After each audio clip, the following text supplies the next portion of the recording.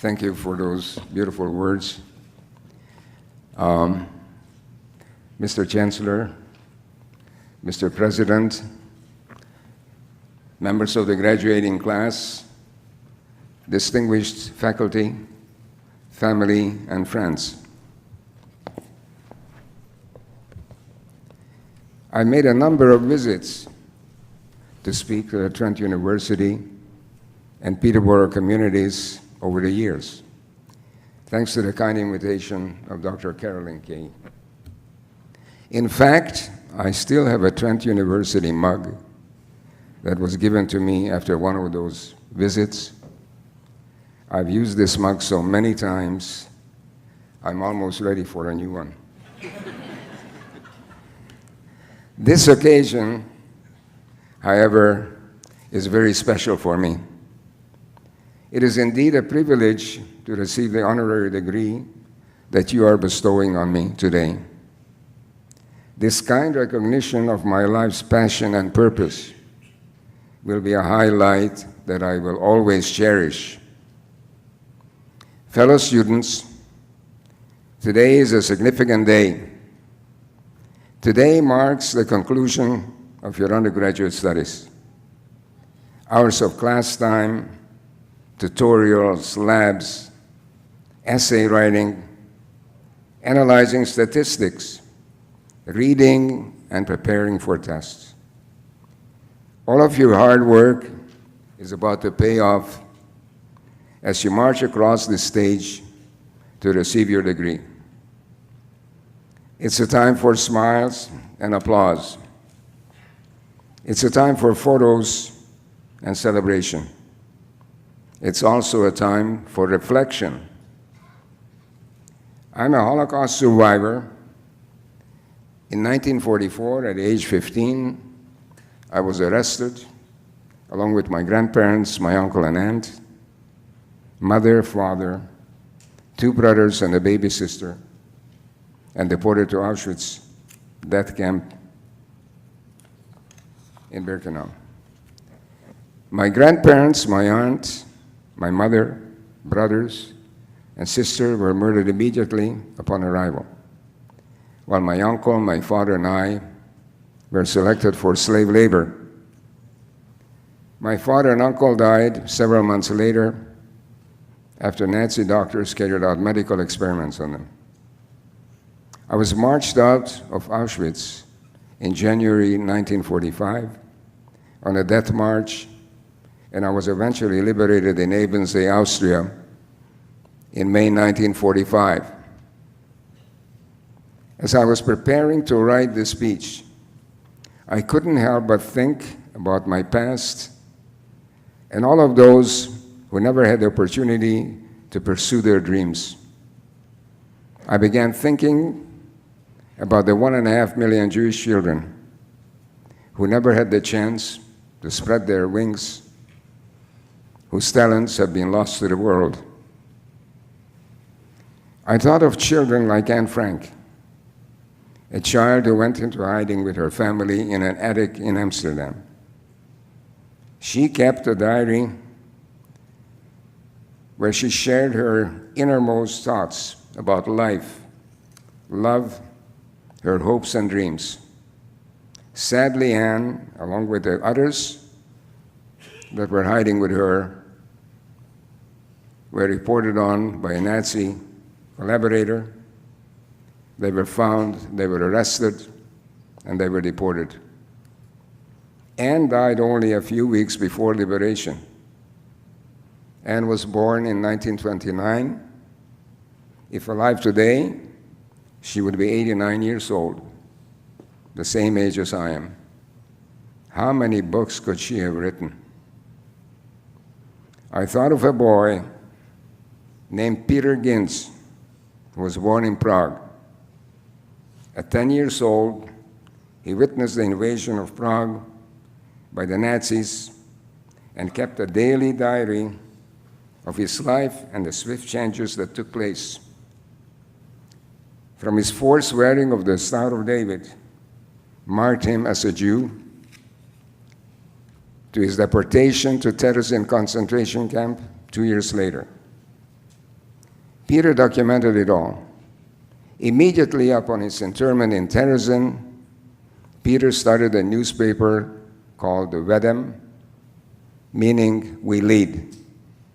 He wrote stories, shared facts he learned in school, and he drew charcoal sketches. One drawing in particular he named Moonscape, a copy of which was taken on the spacecraft Columbia by an Israeli astronaut, Ilan Ramon. Sadly, Peter's drawing did not make it back from space, and Peter himself never lived to learn of the Columbia tragedy. He was deported at the age of 16 to Auschwitz-Birkenau in late 1944, where the Nazis murdered him.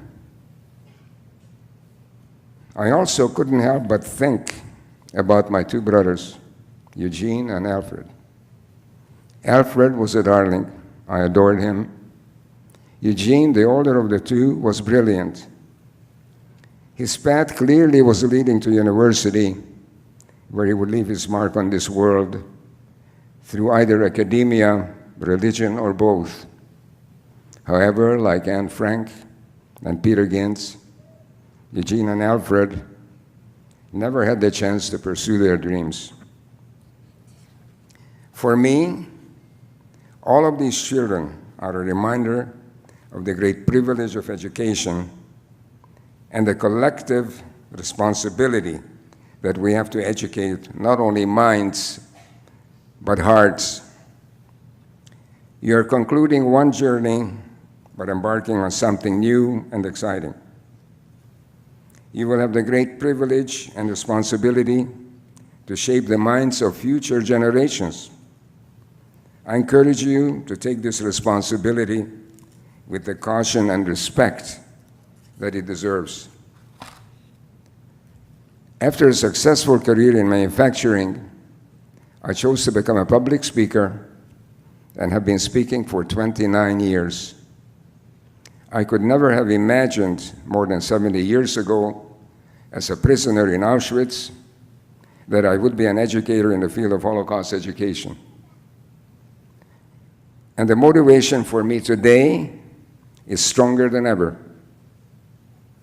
I see the importance in this choice as I'm witnessing a resurgence of hate that is eerily similar to the hate that I remember from my childhood. From my lived experience, I know that something like the Holocaust doesn't just happen. It all started with words. And those words kept rolling along and took on a life of their own. Those words, those lies, became the truth.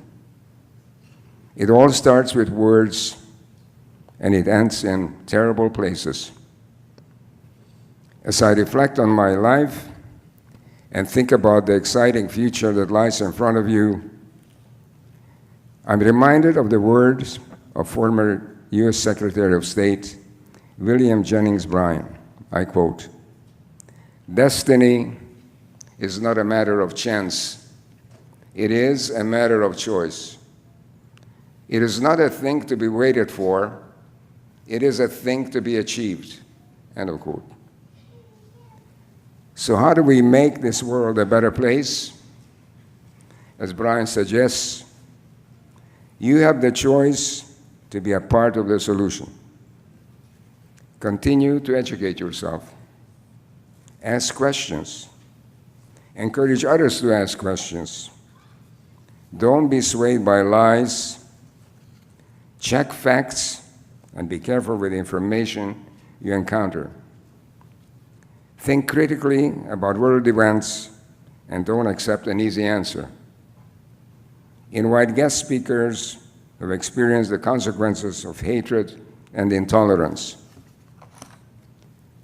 For me, speaking to law enforcement and military professionals, educators, business leaders, and many, many students has been the most rewarding part of my life. It has really been an amazing experience to see young people hear my story and show their thoughtful consideration through questions and letters sent to me. It is a privilege to be asked to speak, and it has given me a whole new life. In fact, it's what led me to write my memoir, along with a promise I made to my father. I would tell the world what happened to me and my family. You will leave here today with a piece of paper that now enables you to pursue your dreams. You will be leaders, whether it be in industry, in finance, the nonprofit sector, government, arts and humanities, or sciences. You have the skills and tools necessary to build a professional career. Use those skills to build a good life, a good career for yourself. But most importantly, use those skills to build a better world for future generations. Find your passion and work hard on it. Continue to learn. Support your colleagues. Celebrate your successes. Learn from your mistakes. Be generous with your praise. Be mindful of your criticism. Be honest. Don't shy away from difficult conversations. Be humble. Act with courage and integrity. Listen, truly listen. Be grateful, be kind. You truly can achieve whatever you set your mind to. But don't be afraid to adjust your goals along the way. I accept this honor today in the names of my siblings, Eugene, Alfred, and Judith.